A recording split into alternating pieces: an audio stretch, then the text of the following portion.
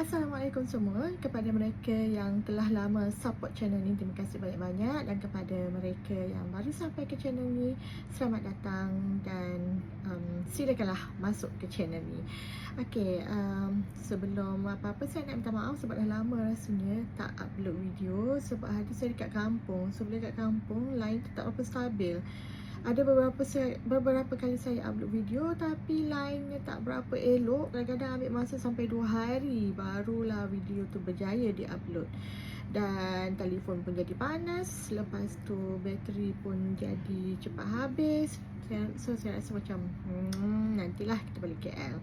Dan kepada semua penonton yang Muslim, saya rasa walaupun minggu ni dah masuk minggu ke 2 menuju ke minggu ketiga dah, rasanya belum terlambatlah untuk saya ucapkan selamat berpuasa dan selamat menyambut Ramadan. Semoga amalan kita dalam bulan ini diberkati dan diterima oleh Allah Subhanahu Wa Taala. So hari ini saya nak bercerita tentang pengalaman saya masih lagi bercakap tentang baby Arham. Memandangkan saya minggu ni adalah minggu kedua saya bekerja. So saya nak berceritalah tentang bagaimana proses saya hendak meninggalkan dia di rumah pengasuh. Sebenarnya saya dah banyak survey. Saya survey taska, saya survey pengasuh. Bila saya survey dekat taska tu, ada taska yang nampak silibus bagus, tapi itulah harganya ada yang 2,600 sebulan, ada yang 1,900 sebulan, ada yang 900 sebulan, tapi dia agak jauh sedikit dari pejabat saya. Jadi saya rasa macam tak convenient lah sebab saya kena pergi, lepas tu saya kena patah balik dengan nak bawa baby yang kecil tu. Okay, lepas tu saya nak pergi kerja pula, masuk pejabat. Dan masa saya survey ni masa pregnant hari tu lah. So bila saya bersembang-sembang dengan jiran sebelah saya tu dia jahit baju. Isteri dia Indonesian, so suami dia Malaysian. Jadinya bila dia dapat tahu saya pregnant tu, suami dia offer untuk jaga Arham lah. Jadi Alhamdulillah deal dibuat. Tak ada deal apa pun. Bila cakap betul ke akak boleh jaga ni semua, dia kata kalau percaya InsyaAllah dia cubalah. Okay. Lepas tu bila dah setuju semua, tanyalah dia berapa harga. Bila tanya berapa harga, dia kata dia tak letak harga, terserahlah nak bagi berapa. Ini yang jam sikit ni. Bila orang cakap terserah tu, kita takut kita bagi terkurang bagi. Nanti orang rasa tak setimpal, orang rasa penat, lepas tu orang tak nak jaga baby, ataupun orang buat baby kita ala kadar je. So apa yang saya buat adalah saya survey untuk di kawasan rumah saya tu berapa harga pengasuh.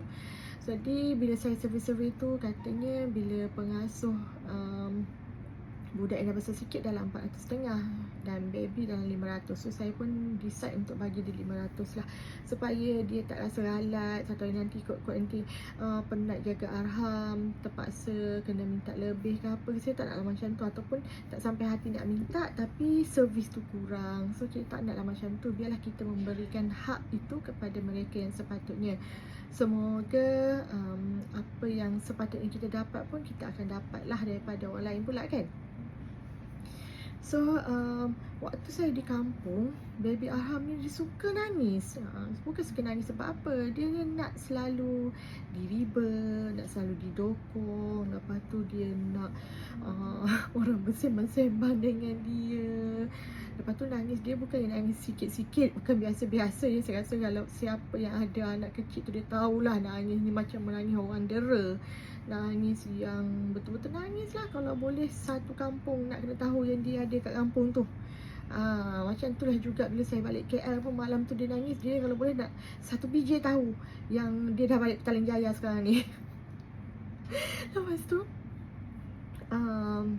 saya sangat risau bila dia dengan saya, kadang-kadang dia banyak ragam.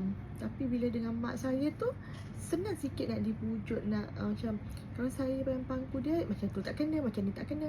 Tapi bila dengan mak saya tu sikit je dah kena. Saya rasa macam kenapa saya rasa rendah diri, macam saya ke yang tak pandai jaga anak, macam tu. Tapi Tapi rupanya bila saya baca-baca, baby ni dia akan meragam dengan orang yang paling dia rasa percaya dan dia rasa dengan orang tu yang paling selamat, dan biasanya dengan ibu lah. Okey, saya faham. Tapi saya masih lagi risau bila saya nak tinggal dia bekerja. Adakah dia okey duduk dengan pengasuh ataupun dia akan buat perangai yang sama sewaktu dia dengan saya? Saya risau sangat. Saya takut pengasuh tak boleh tahan, lepas tu tak nak jaga dia. Saya rasa rezeki pengasuh ni memang Allah bagilah, sebab pengasuh tu betul-betul jiran sebelah rumah saya. Boleh hulur macam tu je.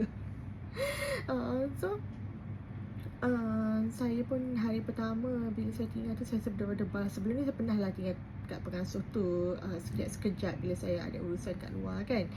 Waktu saya bercuti tu, bila saya dah balik kampung, of course dah lama lah dia tak jumpa pengasuh tu, sebab saya kat kampung pun lama. And then bila hari pertama pergi tu, dalam pukul 10 lebih pengasuh hantar video dia okey. Lepas tu masa saya nak tinggal pun dia tak nangis-nangis. Maknanya tak tahulah, mungkin sebab baru umur 4 bulan kan, mungkin dia tak sedar lagi ataupun tak kenal lagi mana satu mak dia semua kan. Okey, dia tak kenal orang lah, pendek kata dia tak kenal orang. Lepas tu hari kedua ketiga okey. Hari Jumaat pengasuh dia kata hari ni mengamuk sikit. Dia dah mula nak meniarat. Dia meniarat tak dapat, dia marah. Lepas tu dia macam mengamuk sikit lah, dia nak dukung. Saya macam, alamak macam mana ni. Katanya hari Khamis pun dah ada mengamuk-ngamuk tu, tapi hari Jumaat tu lagi teruk.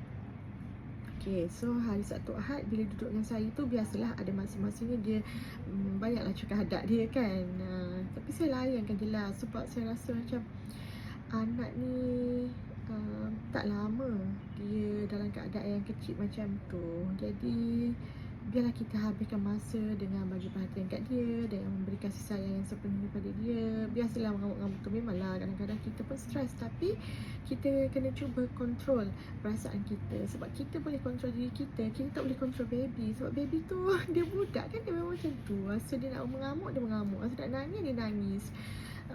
So hari Sabtu Ahad tu dia agak okey lah, walaupun ada waktu-waktu yang dia nangis.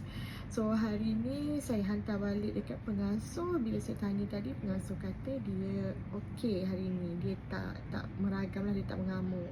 Tapi tak tahulah petang ni macam mana kan. Tadi laporan separuh hari, so petang ni tak tahu lagi macam mana. Jadi kesimpulannya daripada pembacaan yang saya dapat, katanya baby tu akan menangis dengan orang yang paling dia percaya, especially ibu. Jadi saya rasa untuk kawan-kawan yang ada anak kecil, yang dah mula nak bekerja ataupun yang baru saja melahirkan, jangan risau. Bila kita nak masuk bekerja nanti, insya-Allah baby kita akan okey dengan pengasuh. Kita doalah bersama, sebab doa kita ni kan mudah sampai kepada Allah.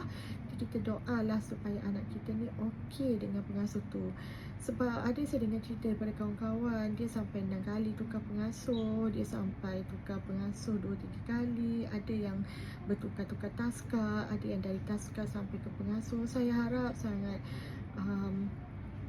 rezeki yang Allah bagi dekat saya ni sampailah arham besar dan tak perlu duduk dengan pengasuh lagi. Sebab rezekinya Masya Allah memang dekat sebelah rumah je. Jadi kalau hujan ke panas ke, arham tak perlu kena hujan panas tu.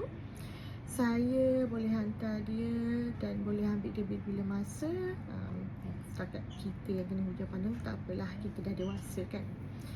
So macam mana korang punya baby? Mungkin boleh share kan pengalaman korang dekat kolom komentar.